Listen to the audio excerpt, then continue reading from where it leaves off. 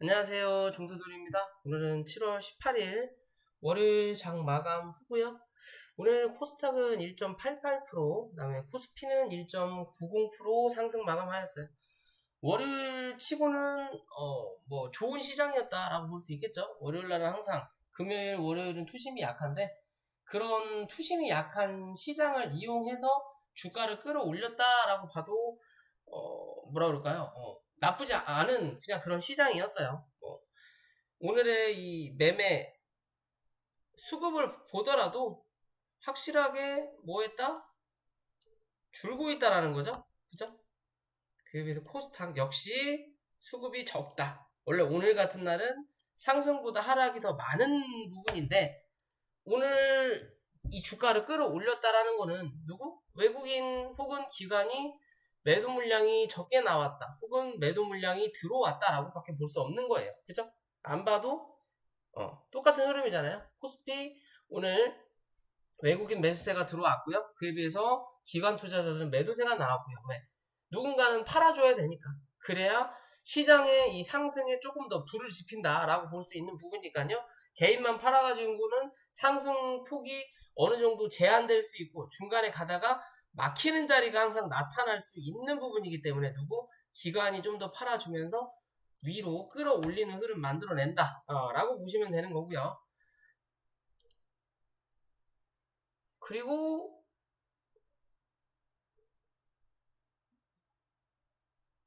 코스닥은 잠시만요. 이거 위로 올려놔가지고 헷갈리네.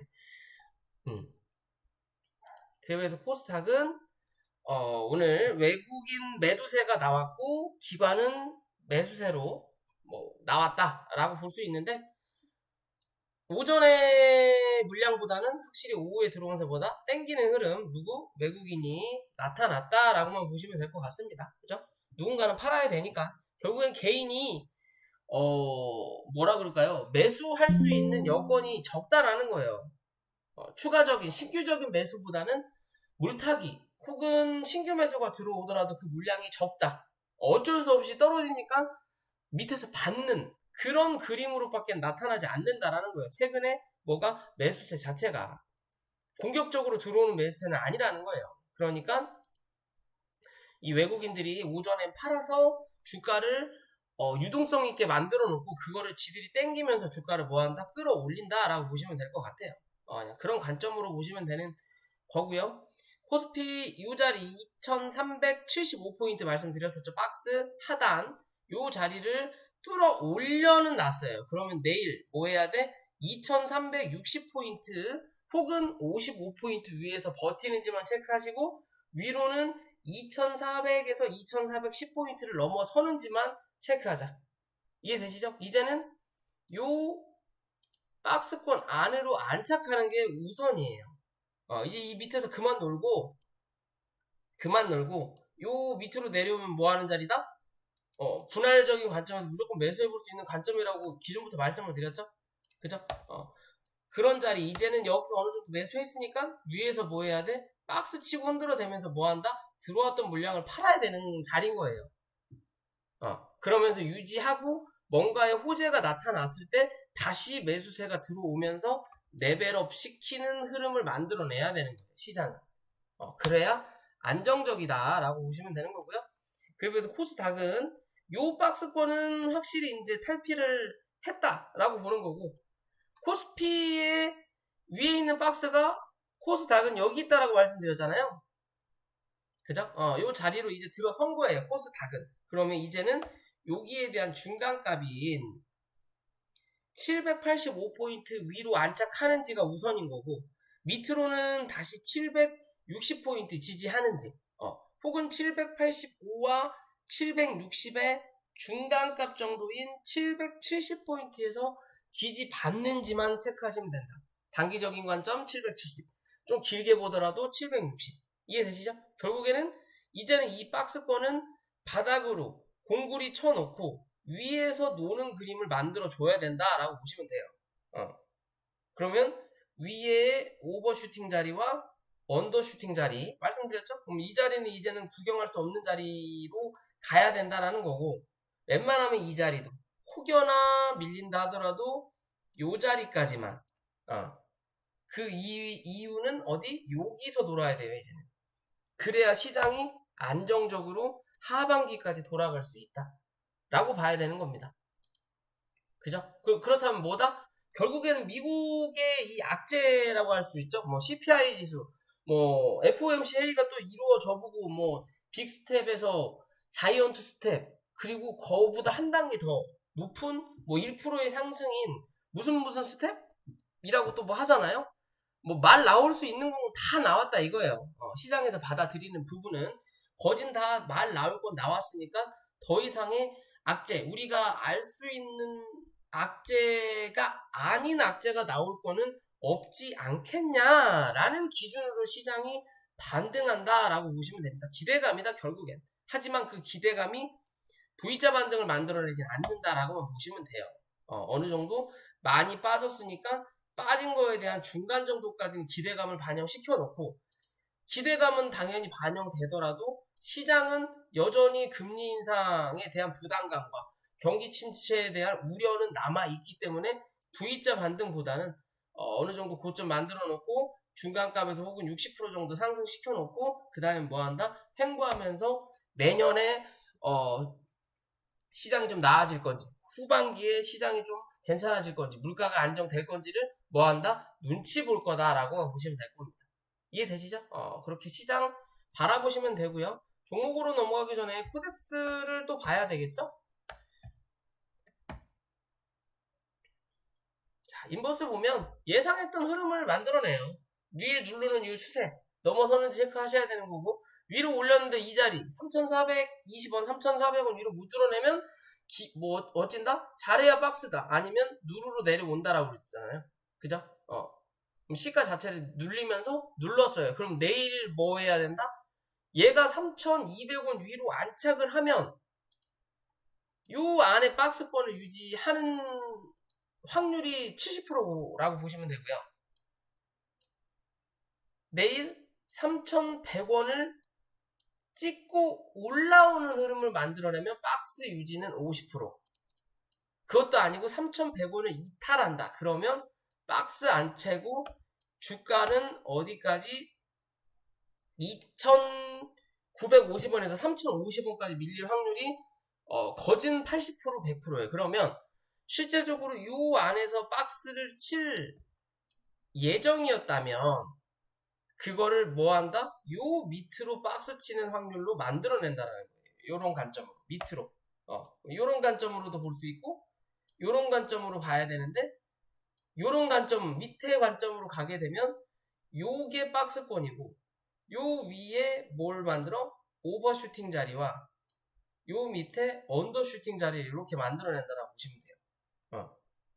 그게 아니라 유지한다. 3,100원 위로 유지한다. 그러면 여기가 박스권인 거고 요 밑에 언더슈팅 자리와 여기에 오버슈팅 자리를 그대로 유지한다. 이해되시죠?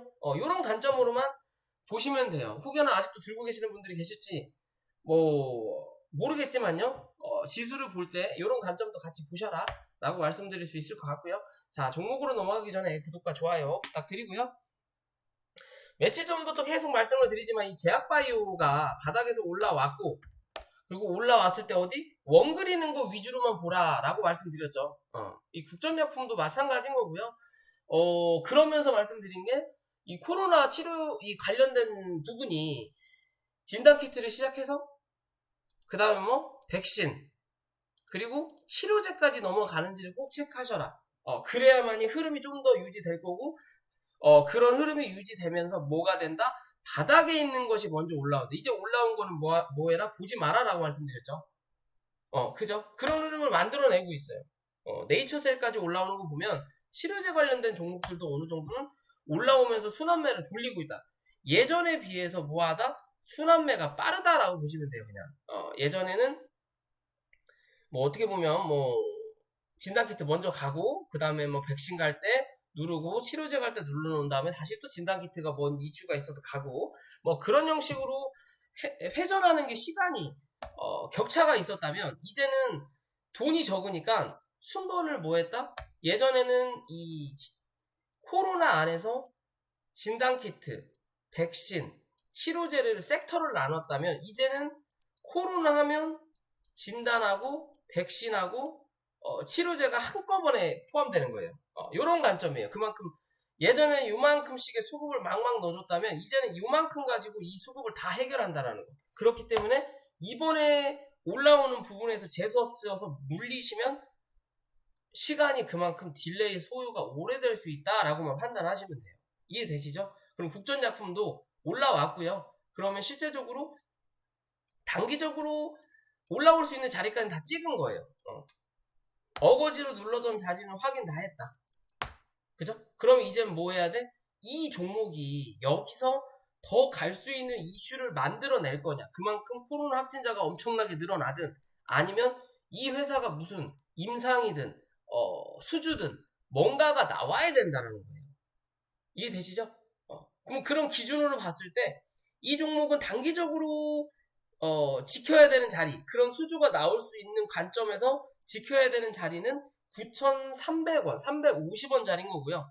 정말로 혹여나 시장의 영향이 좋지 못해서 이제는 뭐 어느 정도 바닥을 잡고 주가가 올라오곤 있긴 하지만 시장의 영향을 어느 정도 받아서 단기적으로 급격하게 떨어지는 자리, 그러니까 여기서 뭐 들었다 놨다가 아니라 그냥 훅 누르는 자리가 나온다면 8,850원까지는 열어놓을 수 있다. 하지만 이 자리 이탈하면 뭐해라? 무조건 손절하는 게 안전하다라고 보시면 돼요. 다음날 하루 더 보더라도 오전 안에 올려놓지 못하면 무조건 손절해야 되는 게 맞아요. 왜? 그만큼 오래 걸린다. 결국엔 이 종목은 7,500원까지 열어놓고 박스 칠 확률이 높아요. 그죠? 일봉상의 관점으로 보면 기존에 올라왔던 자리가 어디예요? 여기가 저항대예요. 요렇게. 그죠? 1,300원에서 1,800원 사이가 저항을 기존에 모한 자리, 거래를 터뜨리면서 만들어 놓은 자리예요. 누군가 여기서부터 장난을 쳤다라는 거거든요. 올려놓고 눌러서 모아놓고 다시 빵 터뜨리면서 누르고 그리고 다시 또 올리는 자리. 그럼 이제 이 자리에서 많이 밀린다 하더라도 이 자리에 중간값 정도까지 밀릴 수 있다라는 거예요. 길게 보는 관점은 그 자리가 7,500원이거든요. 그죠? 그러면 이 자리까지 밀린다 하더라도 이 종목이 죽은 건 아니에요. 대신 이 자리까지 밀리면 시간이 오래 걸린다 보시면 돼요. 결국엔 여기서 이렇게 작업 치었던 누군가는 시간이 많다. 그러면 단기적으로 빠르게 움직이는 그림을 만들어내기 위해서는 어디? 8,850원은 유지를 해야 된다라고 보시면 돼요. 못해도 유지해야 되는 거고, 굳이 이 7,500원까지가 아니라 이 중간값인 8,400원, 350원까지도 누를 수는 있어요. 왜? 시장의 영향에 따라서. 혹은 가벼우니까. 대주주 물량이 60%면 유통 물량이 40%밖에 안 된다는 거예요. 그만큼 가벼운 종목이고 적은 금액으로도 빠르게 올릴 수 있는 종목이다. 그럼 벌써 2평을 2번 때렸기 때문에 여기서만 버텨주면 세 번째 때리면서 올라가든 아니면 네 번째는 뚫고 올라선단 말이에요. 일봉상에 그렇게 나쁘지 않고 주봉상에도 올라갈 자리는 분명히 남아있다. 그리고 그 올라갈 자리가 남아있지만 이게 속도가 빨라야 된다는 거예요. 시간이 오래되면 오래될수록 구름대를 맞고 밀릴 확률이 높아요. 왜? 시간이 오래되면 그만큼 거래량도 약해질 거니까. 수급을 계속 넣어주진 않는다는 거예요. 누군가는 돈을 계속 투자하진 않는다는 거예요. 단기적인 이슈가 있을 때 투자를 한다는 거고. 그럼 월봉의 관점으로 보면 위에서 찍어놓은 2평이 이제는 저항이다. 그러면 지금은 저항된 거고 이 자리를 뚫어 올리는 그릇만 나타난다면 뭐한다? 빵! 하고 쳐낸다라는 거예요. 대신 월봉이기 때문에 7월이 아직 남았다. 반 정도가. 그 반 동안 양봉으로 만들어 놨다가 뭐 5일 남겨놓고 이게 윗꼬리를 달고 이렇게 밀릴 수도 있는 거예요. 이렇게 밀릴 수도 있는 거예요.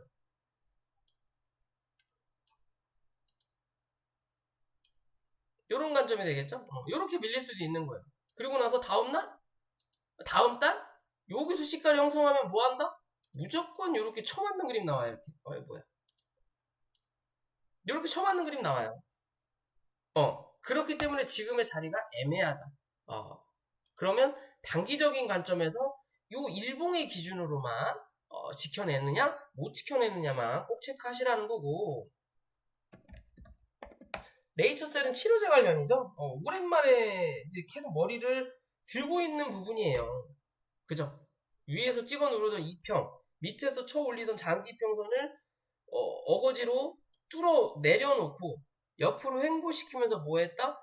위에 있는 2평이 밑으로 깔릴 때까지 기다렸다는 거예요. 대부분이 위에서 누르는 2평이 누르면서 캔들이 쳐맞고 수급이 안 들어오니까 밑으로 밀려야 되는 게 정상인데, 코로나 영향을 받으면서 수급이 2배 이상 뛰니까 2평을 밑으로 깔아버리고 위로 올려버린다는 거예요. 그만큼 오래 횡보했다라는 관점이죠. 그럼 이젠 원을 한 번 정도 그려줄 수 있는 부분도 나타날 수 있는데, 그때까지 이 코로나에 대한 이슈가 유지될 거냐, 아니면 코로나에 대한 이슈는 빠지더라도 이 네이처셀만의 개별적인 이슈가 뭔가 나와야 돼요. 뭐 치료제가 성공을 했다든지, 뭐 최근에 나오는 것처럼 뭐 치료제 나왔던 게 이놈 저놈한테 쏴보니까 뭐 50% 이상 유효성을 뭐 했다, 뭐가 좋더라, 미국 어떤 거보다 훨씬 낫더라, 그런 얘기가 나와야 돼요. 그렇지 않으면 뭐 한다? 이제는 눌려야 된다라는 거예요. 어디까지? 못해도 2만원 부근까지는. 이해되시죠? 그러면 이제는 어느 정도 자리는 잡아놨다. 그러면 이제는 여기서 단기적으로 빠르게 3만원 부근 혹은 25,000원에서 26,000원 부근까지 한번 확인하고 누르는 자리를 만들어낼 거냐, 아니면 여기서 눌러놓고 19,000원에서 25,000원 사이에서 횡보하는 흐름 만들어내다가 그 다음에 무언가로 빵 하고 N자 파동을 만들어낼 거냐의 기준이에요. 얘는 일단 자리는 잡았어요. 그러면 크게 보더라도 얘는 이제 손절 자리는 19,000원 이탈하지 않는 이상은 들고 있어도 나쁘진 않은 자리예요. 아직까지는. 이해되시죠? 19,000원 이탈하면 큰 관점에서는 놓는 게 나아요. 왜? 이렇게 올려놓고 누군가 단기적으로 기다렸던 수급으로 올리면서 설거지하고 눌러버리는 경우도 있단 말이에요. 이렇게 말도 안 되게 이렇게 그냥 오일선 타고 축 쳐밀어버리는 경우도 있어요. 이해되시죠? 하지만 주봉 월봉 보면요, 이미 이 구름대 안으로 기어 들어갔거든요. 사실 어떻게 보면 주봉만 보더라도 저번 주까지만 하더라도 애매했어요. 왜? 여기서 이대로 끝나고 맞고 혹은 윗꼬리 이렇게 달고 밀려버리면 다음 달 여기서 이렇게 들어가 버리거든요. 다음 주? 이번 주죠. 근데 저번 주 이 안으로 쳐 박아 넣으면서 이제는 밑에서 지켜줄 수 있는 밑단과 위에서 저항을 만들 수 있는 윗단을 만들어 놨단 말이에요. 그럼 이제는 얘는 요 구름대 안에서 움직일 확률이 높다라는 거예요. 여기서 이 구름대를 기준 잡고 요렇게 중간값을 그어보면 최근에 지금 오늘의 이 자리가 뭐다? 단기 고점의 자리다. 그럼 이 자리를 뚫어내면 가는 거고, 26,000원에서 7,000원 정도까지 가는 거고, 못 뚫어내면 밑으로 밀릴 수 있는 2만원대 부분까지 열려있는 자리다라고 생각하시면 되는 거예요. 이해되시죠? 자, 월봉상에서도 구름대 안으로 들어갔죠. 그러면 이제는 얘가 열 수 있는 자리와 누를 수 있는 자리가 나눠지는 거예요. 이해되시죠? 그럼 얘는 크게 보는 관점으로 이런 박스로 주면 여기에 박스의 중간값이 이렇게, 그죠? 최근에 오늘의 이 고점 부근 정도, 이 자리를 지지받냐 못 받느냐에 따라서 여기와 여기에 또 중간값, 뭐 이런 관점이면 19,000원 되겠죠. 이런 관점, 또 이런 관점, 이런 식으로 볼 수 있다라는 거예요. 쉽게 본다면. 이해되시죠? 그렇기 때문에 들고 계신 분들이나 째리고 있는 분들이라면 꼭 관심 가진다라기보다는 어떻게 움직일 거냐를 체크해야 된다. 바로 갈 부분이라면 종가상 22,000원을 웬만하면 이탈하지 않을 거다. 21,500원에서 22,000원을 이탈하지 않을 거고, 바로 안 갈 거라면 19,000원에서 2만원을 한 번 정도 확인하고 갈 확률이 높다라고 보시면 됩니다. 이해되시죠? 그렇게 보시고요.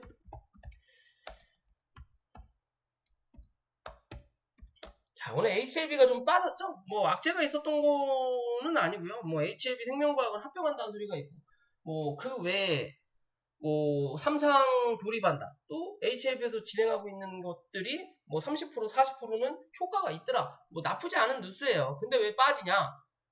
그동안 바닥 대비해서 어느 정도 올라왔고, 그죠? 여기서부터 각도가 달라졌다라는 거죠. 이렇게. 그죠? 이 각도를 요날 끊었다라는 거고. 그러면 이젠 단기적으로 급등은 없는 거예요. 그럼 뭐? 이제는 요 안에서 횡보할 거냐? 횡보하다가 중간값 기준으로 해서 버텨내면 위로 한 번 더 뚫을 거냐? 아니면 주저앉을 거냐의 관점이에요. 이슈를 만들어내면서 누른다라는 거죠. 호재가 있는 척 해놓고 누군가한테 물량을 떠넘긴다라는 거예요. 시장에 돈이 없으니까 얘까지 올리기에는 무리가 되니까 얘 말고 다른 여타의 제약바이오 혹은 다른 종목들을 얘 하나 올릴 거 5개 올리겠다라고 보시면 돼요. 그죠? 그럼 그런 관점에서 이 종목이 이제 더 갈 거냐, 가지 못할 거냐의 기준으로 본다면요. 뭐 요렇게 추세를 대략적으로 잡아놔도 된다라는 거고, 오늘 이 단기 바닥을 잡았죠? 그죠? 그러면 얘는 이제 39,000원 이탈하냐 안 하냐를 보셔야 된다라는 거고요. 좀 길게 보더라도 39,500원. 길게 보는 게 아니라 짧게 보는 관점은 39,500원. 길게 보더라도 얘는 39,000원. 이탈하면 안 된다.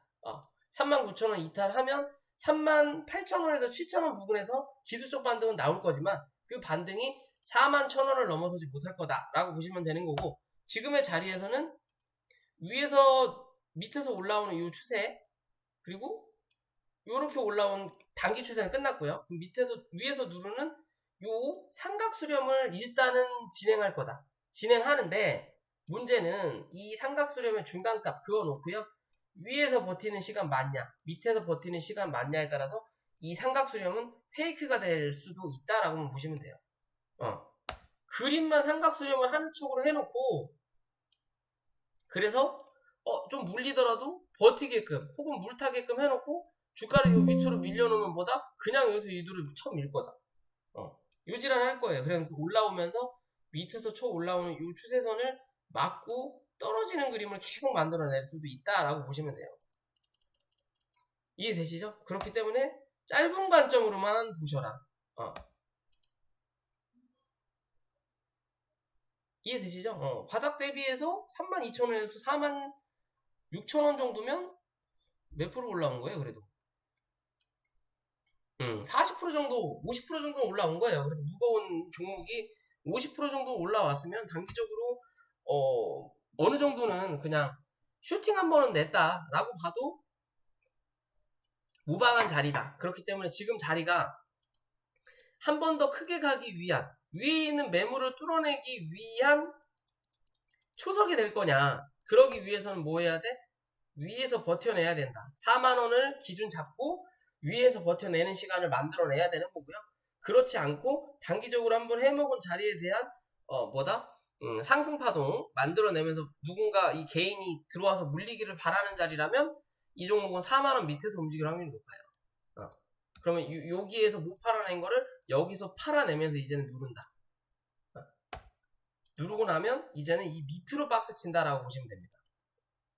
이해되시죠? 얘는 네이처셀하고 확실히 모양이 다르죠. 아까 네이처셀에서 나올 수도 있는 그림을 HLB가 만들어내고 있는 자리인 거예요. 그러면 얘는 이 4만원에서 유지를 못하면 이제는 밑으로 쳐 박는다라고 보시면 돼요. 이렇게. 그러면서 여기서 이렇게 들어갈 거냐, 아예 이렇게 식으로 넘어갈 거냐, 그 기준으로 봐야 된다라는 거예요. 이해되시죠? 그렇게 생각하시면 될 것 같고요.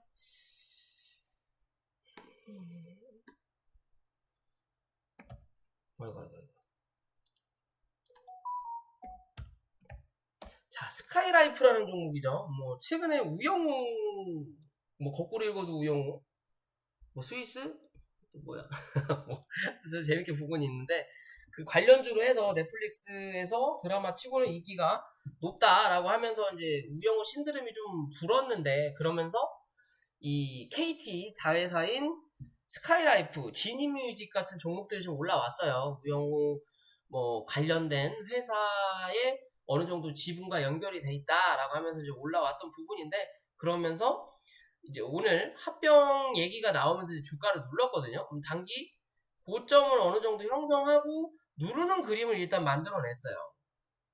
거래가 터졌으니까. 그죠? 밑에서부터 쳐 올라왔던 요 자리를 누군가는 해먹었다라고도 볼 수 있게끔 모양을 만들어 놨는데 그러기에는 사실상 너무 많이 오른 건 없어요. 오른 건 없고 우영우의 신드롬이 언제까지 갈지 모르겠지만요. 신드롬 얘기가 나오다가 최근에는 이제 요런 뭐 상품화라고 해야 될까요? 뭐 무슨 뭐 고추 아가씨, 영양 아가씨를 이 여가부 때문에 못하다가 최근에 다시 또 얘기가 나오니까 뭐 그거 가지고 말이 많은 것처럼 어떻게 보면 이런 이렇게 선천적으로 우리와 좀 다른 그런 부분을 영화로 상품화해서 뭐 인기를 끌고 우리가 좀 뭔가 다르고 그러면서 긍정적인 시너지를 낼 수도 있어요. 좋은 사회의 풍자를 또 보여줄 수도 있는 부분이니까 이런 우리와 좀 다른 누군가도 이렇게 잘 해낼 수 있다. 그런 것도 보여주는 부분도 있는데 막상 그런 거에 같이 연결되어 있는 누군가는 기분이 상할 수도 있는 부분이거든요. 그런 것 때문에 좀 말이 나오면서 또 합병 이슈가 나오면서 지금 주가가 밀린 부분이 있다라고 보시면 되는 거고요. 이랬든 저랬든 이 종목의 기준은 종가상 이제는 8,950원. 오늘은 그 자리를 이탈했지만 내일 이 자리를 다시 사수하느냐 하지 않느냐만 체크하시면 된다. 단기적으로 장중에 눌릴 수 있는 자리는 8,600원까지는 열려 있지만 웬만하면 이 자리까지는 안 가야 되는 게 맞고요.